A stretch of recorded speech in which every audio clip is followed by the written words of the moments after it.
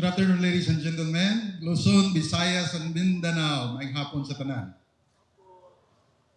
All right. Today I have about 45 minutes to speak with you about vermin control. And as we gathered here in this room, and as I speak to you, I am sure that someone out there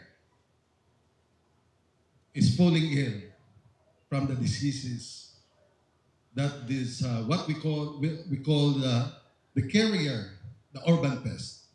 Alam natin yon, daga, langaw, lamok, ipis. Tama ba? Everybody is aware of that. Of course, sanitation inspectors tayo, alam natin yan. So that taon-taon na lang, no? The data is staggering. Every year, thousands, even millions of Filipinos has been stricken by these diseases. And these diseases are leptospirosis, dengue, alam na natin yon, gastroenteritis, even food poisoning. Ladies and gentlemen, as I speak to you, I would like to invite everybody, every one of you, to join me a countdown. Let's try to find out ilang Pilipino kaya ang nagkakasakit sa mga sakit na ito every hour or even every 45 minutes as I speak to you. Can you join me? Pwede bang marinig ang yes natin dyan? Alright, so tingnan natin sa upper part ng presentation ko, merong counter. And it's up and counting right now. So we have dengue, food poisoning, gastroenteritis. Balikan natin as I finish my talk, kung ilan kayo nagkakasakit within 1 hour, within 45 minutes, para malaman natin kung ano ba yung epekto nito sa mga kababayan natin. Alright? Okay, so we go back to the topic that I have for you.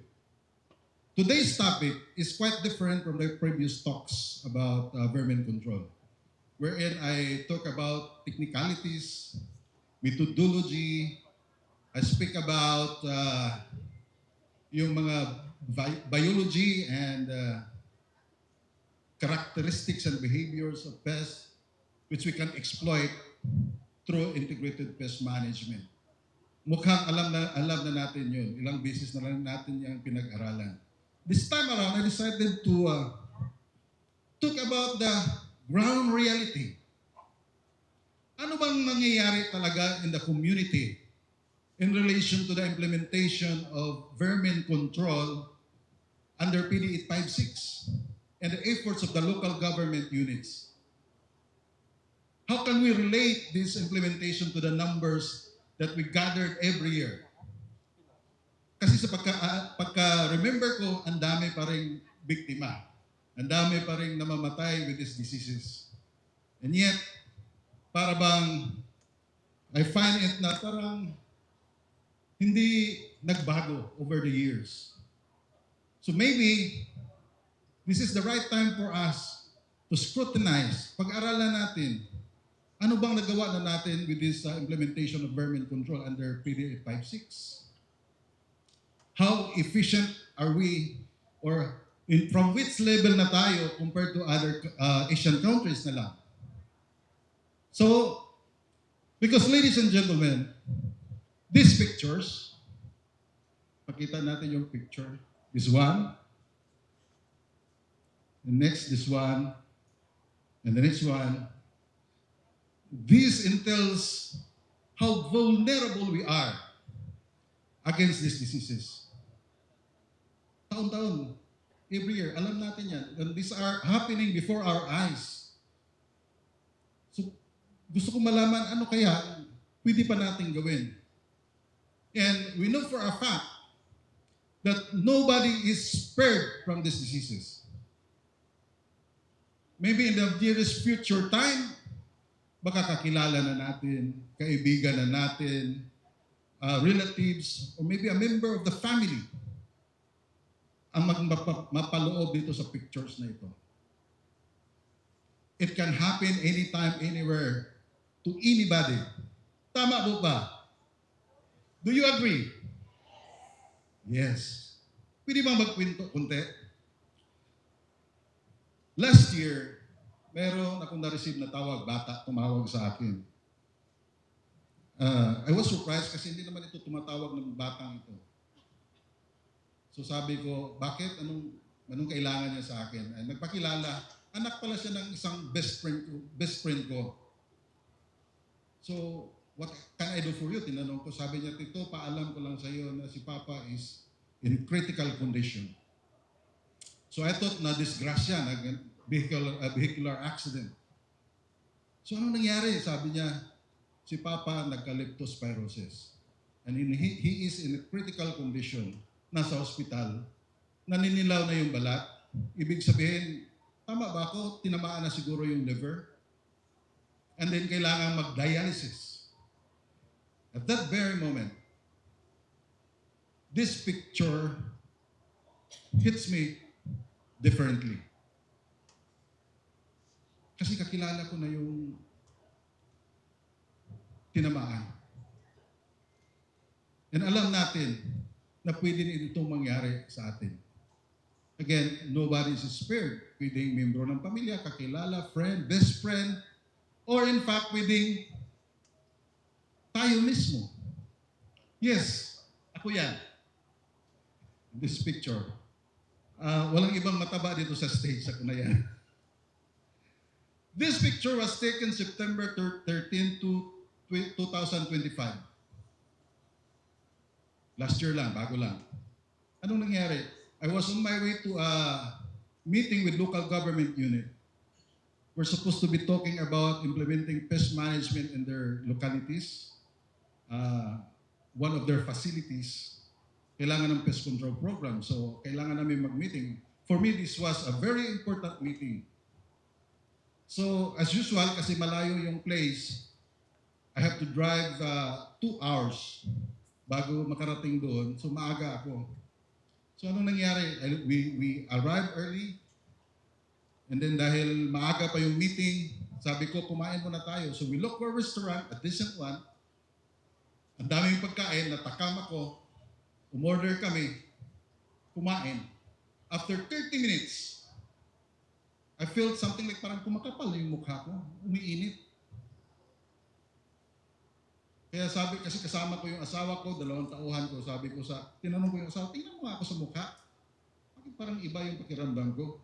Sabi niya, ang pula-pula ng mukha mo, pati mata mo, ang pula. So I thought, naku, tinamaan yata ako ng allergy. But the meeting was too important to cancel. 2 hours yung binahe ko, cancel lang. Very important. So, ang ginawa ko, I went straight to the pharmacy. Bumili ako ng antihistamine. As usual, si Cetirizine. I took 2 tablets para sigurado umipik to before the meeting. Then, after taking those 2 tablets, we went straight to the meeting place 10 minutes before the meeting. That's 10 o'clock before 1 o'clock. 10 minutes before 1 o'clock. Nahirapan ako maghinga. Mahirap na maghinga. Tapos lalo nanam yung kaliwang bahagi ng kamay ko. So I alighted from the vehicle, sinubukan kong tumayo, and I cannot stand straight. Sabi ko, delikado na to.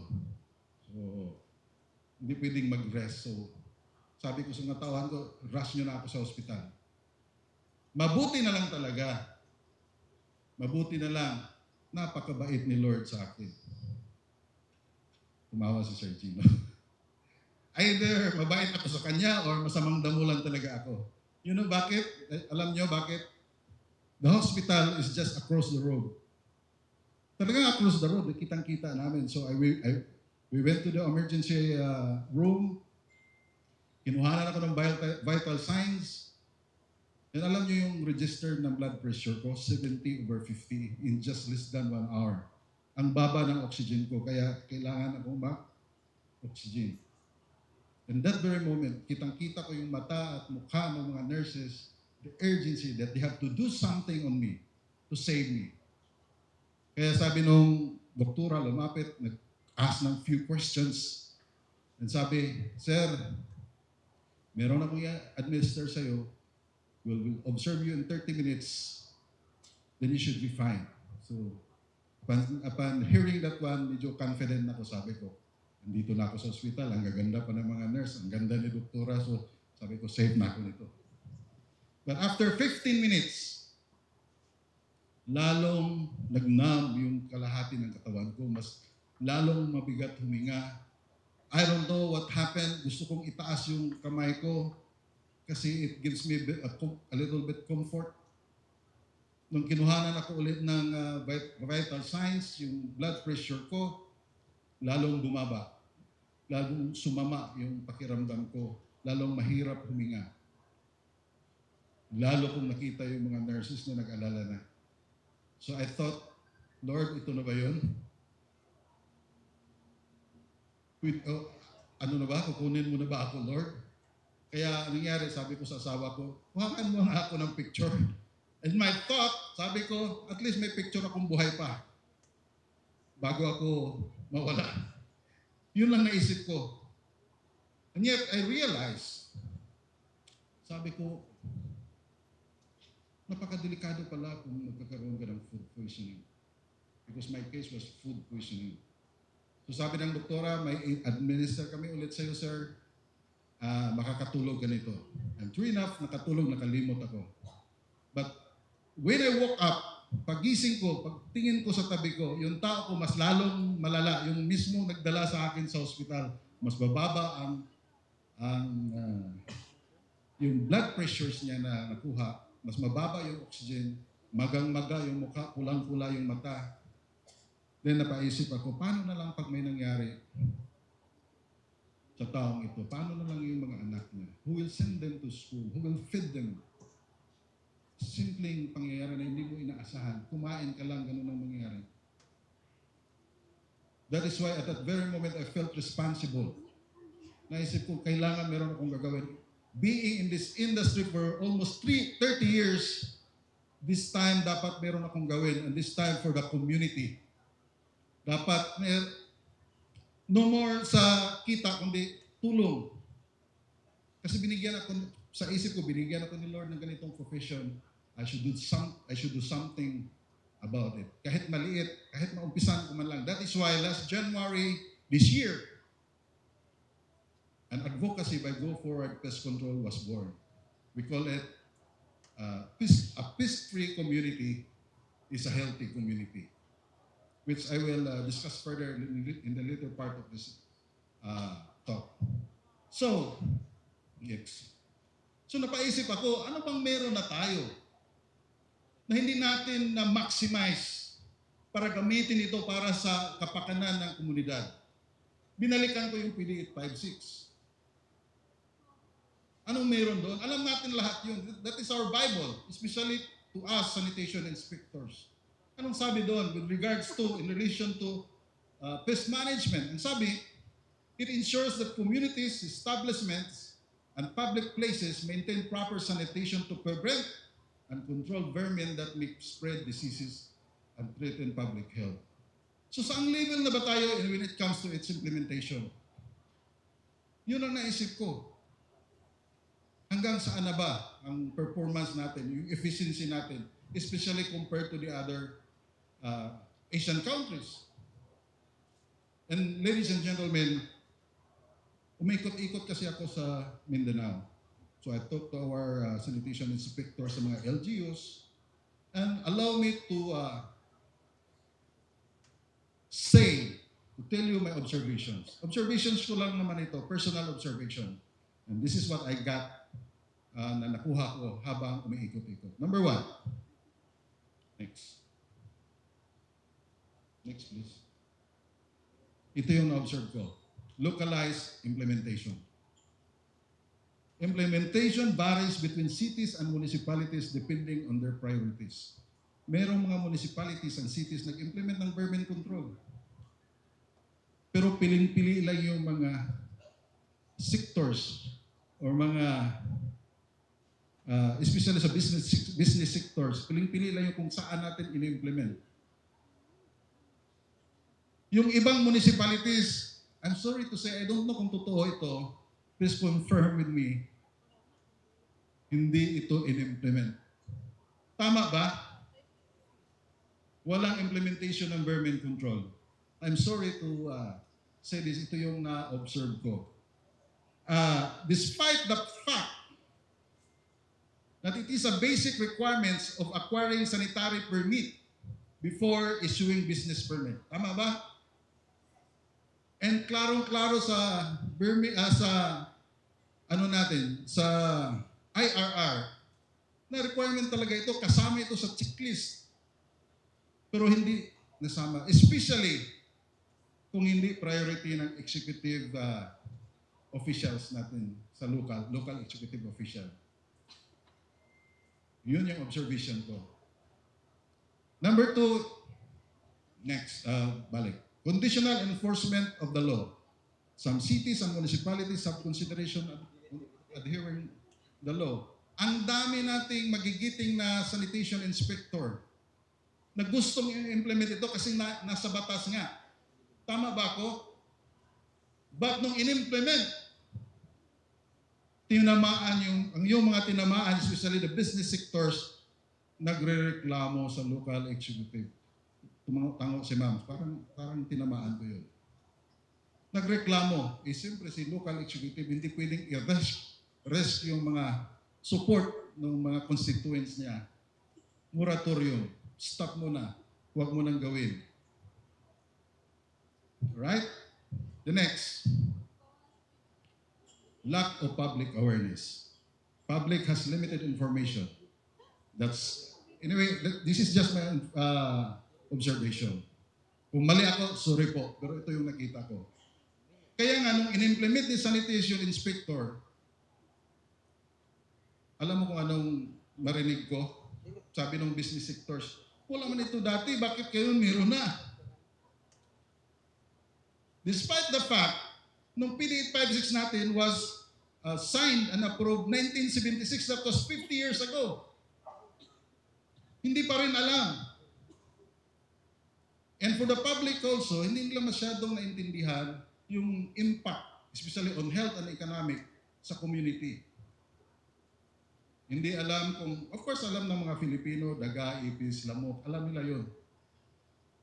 Pero yung dalang sakit nito, medyo hindi nila, they took it for granted, hindi binigyan ng bigat kasi hindi masyadong na-explain. Hindi masyadong naintindihan. Kaya pag makakita ng lamok, ganun lang, tapos pag may ipis, chichinilasin, problem solved. Bakit naman pahirapan natin? Problem solved. Hinampas lang ang chinilas, okay na. Kasi we took it lightly kung ano yung magiging effect ng mga peste na ito. Ito, lack of personnel to maintain enforcement of the law. Kulang na kulang. Kaya laging na-set aside ang bahagi sa batas na to. Meron akong mga nakilala, mga sanitation inspector. I don't know if it is happening nationwide. Isang municipality, ang kalaki-laki, isang sanitation inspector lang. Parang mayroong nagsabing yes. Tama ba? Sa dami ng trabaho ng sanitation inspector, nung nagtanong-tanong ako, mukhang simula nung isinilang yung bata hanggang namatay sa matanda, lahat dadaan sa isang sanitation inspector. Tama ba ako? Ang dami pang sanitation and health activities na ginagawa. Meron pa nga akong kakilalang sanitation inspector, siya pa nagtutuli ng mga bata. Tama ba? Paano niya pagbigyan ng panahon itong vermin control na ito? Kasi kulang na kulang ang tao. Iba yung priority ng localities. So that is why, ladies and gentlemen, I am so sure that there must be a health and economic impact on this. Unang-una, loss of productivity. When workers become sick from the pest-related diseases, they may miss work or school. This leads to reduced productivity and economic losses. Sigurado yan. Lalo na po pag si padre de pamilya ang nagkasakit, liban mo na sa trabaho. Dahil naliban sa trabaho, yung misis niya nagbabantay pa sa hospital, absent mo na si Tutoy at saka si Nining dahil walang kita yung pamilya. The economic condition of the household mismo, apektado. Sa pangkalahatan, it affects our national economic and health system. Sigurado yun. Hindi ito rocket science na ano. And this is happening before our eyes every day. Alright?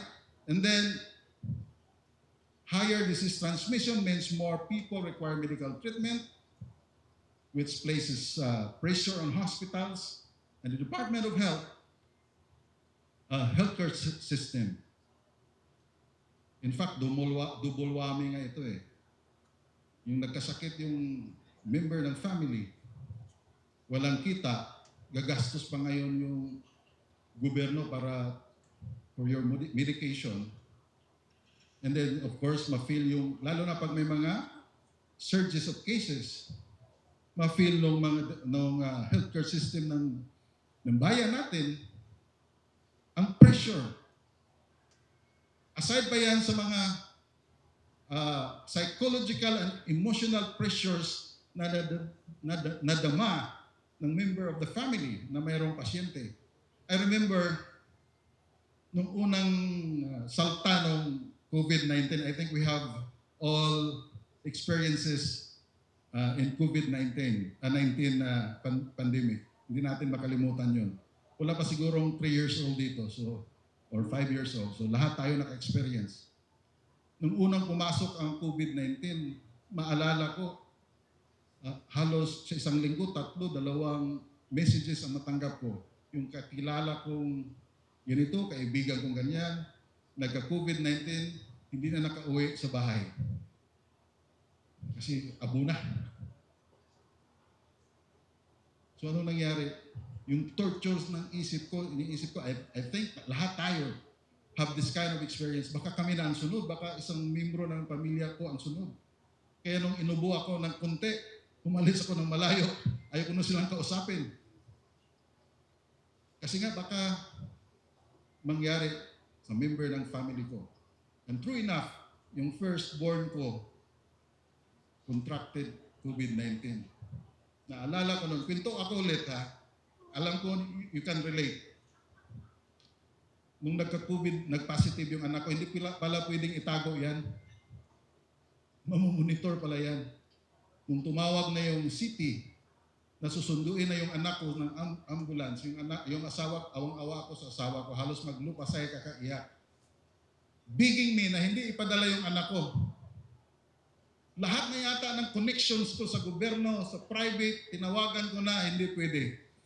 Kaya after 2 days, dumating yung ambulance, susunduin na yung anak ko, halos lumuhod yung asawa ko sa kakaiyak.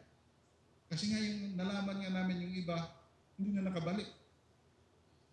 But we have to submit to the authority. Pinadala na. Mabuti na lang, meron na tayong video call.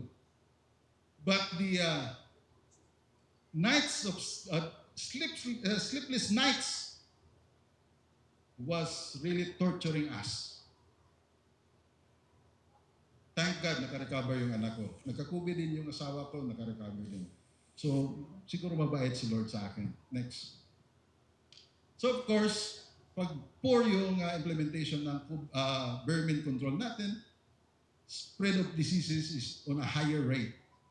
Leptospirosis, dengue, gastroenteritis, baka food poisoning din. Hindi nakasali dito. So, next. So, naisip ko, saan level na ba tayo doon sa implementation ng vermin control under PDE 5.6? Anong performance na ba tayo compared to the other Asian countries?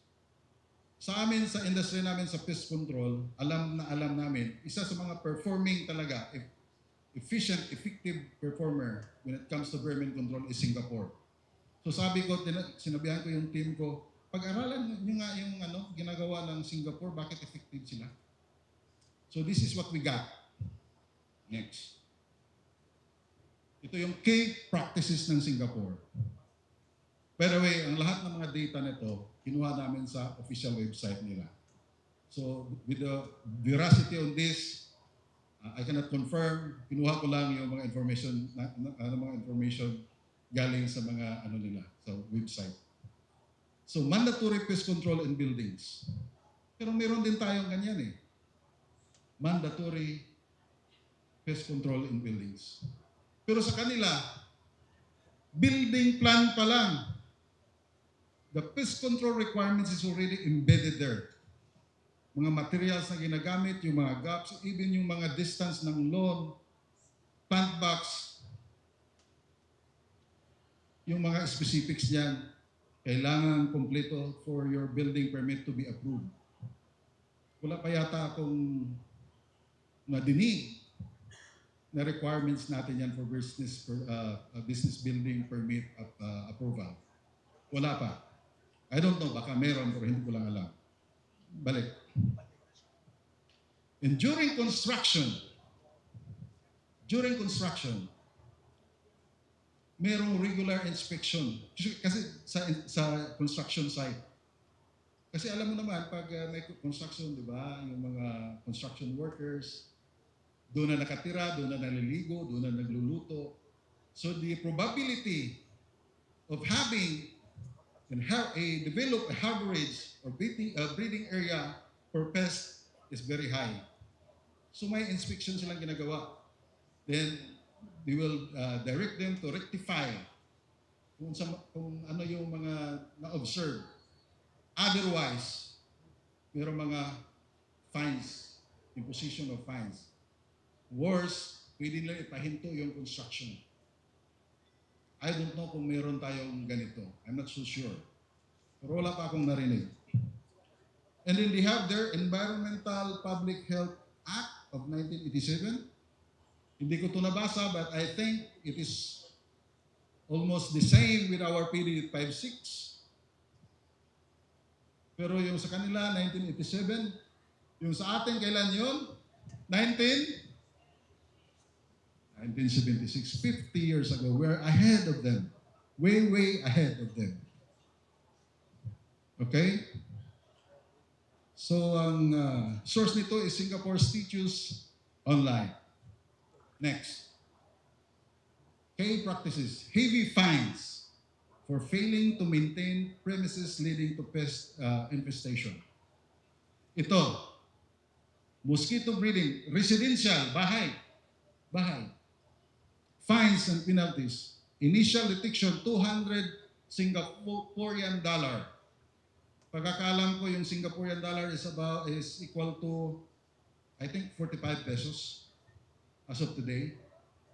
So if it is 200, that's about 9,000 pesos. Bahay ito, hindi ito commercial. So kung ganito kalaki yung fines na ini-impose nila, ay talagang mapapalinis ka sa bahay mo. Pag hindi, mamumulubi ka pang bayad ng fines. Ganun kalaki ang fines nila. And then dito, third and subsequent can go to court and leading to fines up to $5,000. That's about more than 200,000. Remember, bahay ito, hindi ito commercial building. And then for rodent and cockroach infestation for businesses, fines and penalties, up to $5,000 for the first offense. Ang source nito, National Environment Agency or NIA na tinatawag nila.